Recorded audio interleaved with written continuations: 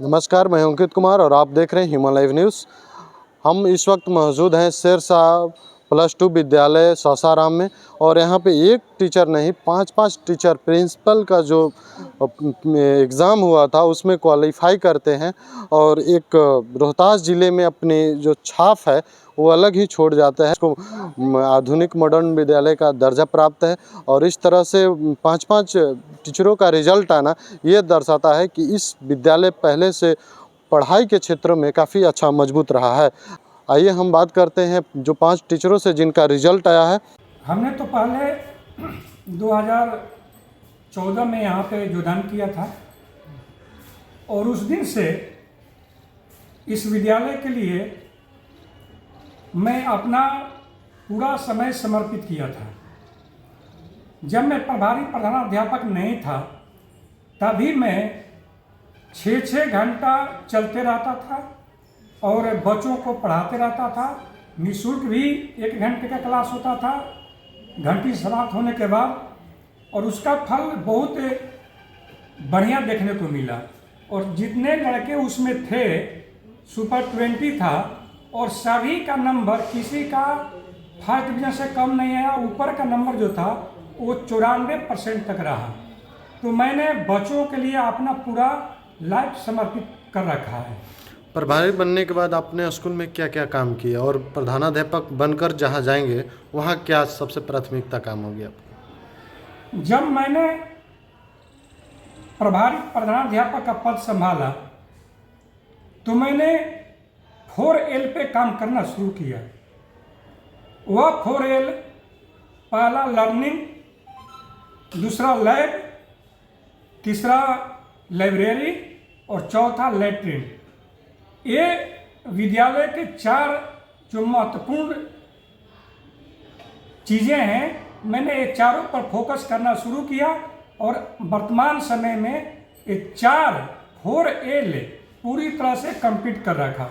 जितने भी कमियां यहाँ पे इस 4L में थी वो सारे कमियों को मैंने दूर किया और बच्चा आ रहा है, पढ़ रहा है, बढ़ रहा है। क्या नाम हुआ सर आपका? मेरा नाम डॉक्टर सुरेंद्र कुमार पासवान, शेरशाह सूर्य माध्यमिक विद्यालय सासाराम, प्रभारी प्रधानाध्यापक। देखिए, प्राथमिक रूप से मैं शिक्षक हूँ। मेरी पहली प्राथमिकता क्लास सुचारू रूप से चलाना और बच्चों को हर वो चीज़ क्लास में अवेलेबल कराना है जो आज के समय में उनका ज़रूरत है। ठीक है, प्रधानाध्यापक की भूमिका भले ही मिली है लेकिन मेरा काम पहला प्रायोरिटी सुचारू रूप से पाठन कराना है। उसके बाद क्या नाम है आपका? विनीता कुमारी, गणित शिक्षिका, शेरशाह सूर्य उच्च माध्यमिक विद्यालय। धन्यवाद। मैं सबसे पहले तो मैं यहाँ पे शिक्षिका हूँ, तो पहले तो मैं यहाँ पढ़ाती हूँ। बाद में प्रिंसिपल जब बनूँगी, अभी तो रिज़ल्ट आया है, जब बनूँगी तो सबसे पहले बच्चों को पढ़ाना ही होगा। टीचर्स लोगों को मोटिवेट करके किसी तरह से बच्चों को अच्छा एजुकेशन दें, सारा क्लासरूम सुचारू रूप से चले, यही मेरा प्राथमिकता होगा। और वहाँ पे लैब भी जो बहुत ज़रूरी है साइंस पढ़ाने के लिए। बच्चे जो जितना लैब से सीख लेते हैं उनमें वो लैब से अच्छे से सीख लेते हैं, तो लैब को भी सुचारू रूप से चलाना मेरा प्राथमिकता। मतलब पढ़ाने से ज़्यादा लैब से ज़्यादा सीखते हैं।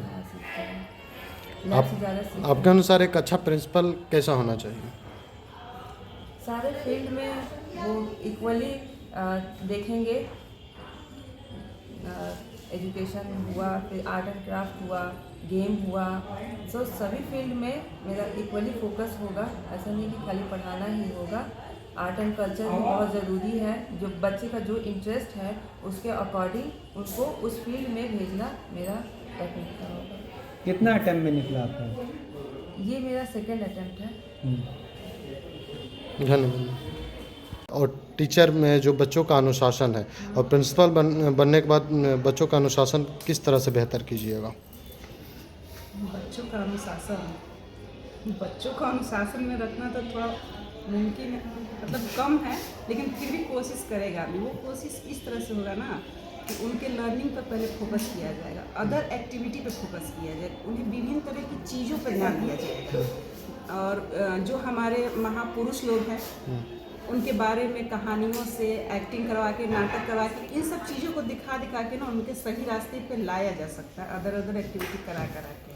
तो उन्हें अनुशासन, डिसिप्लिन में लाना तो बहुत ज़रूरी है, क्योंकि बच्चे हैं तो वो तो खेल कूद ये सब चीज़ों में भाग लेंगे ही, और उसी माध्यम से हमें उन्हें अपने पढ़ाई की तरफ भी खींचना पड़ेगा। स्कूल लीड कैसे कीजिएगा? स्कूल लीड करेंगे, अपने जितने भी हमारे सहयोगी होंगे उनकी मदद से करेंगे, बच्चों के सहयोग से करेंगे, खुद के थोड़ा सा भी सपोर्टिंग पावर जो रहता है उसके सहयोग से। अकेले तो एक शिक्षक नहीं, एक प्रिंसिपल नहीं ना कर सकता है, जब तक पूरा स्कूल उसका सहयोग नहीं करेगा तो एक प्रिंसिपल क्या कर सकता है? यूनिटी नहीं कर सकते। यूनिटी होना चाहिए सभी की, और सभी लोग सहयोग करेंगे तो सब हो जाएगा। क्या नाम है मैम? मेरा नाम गायत्री कुमारी है। धन्यवाद। आप नए प्रिंसिपल का आपका रिजल्ट आया है, जो छात्रों की सबसे बड़ी चुनौती रहता है संख्या और रिजल्ट, इसको बेहतर कैसे कीजिएगा?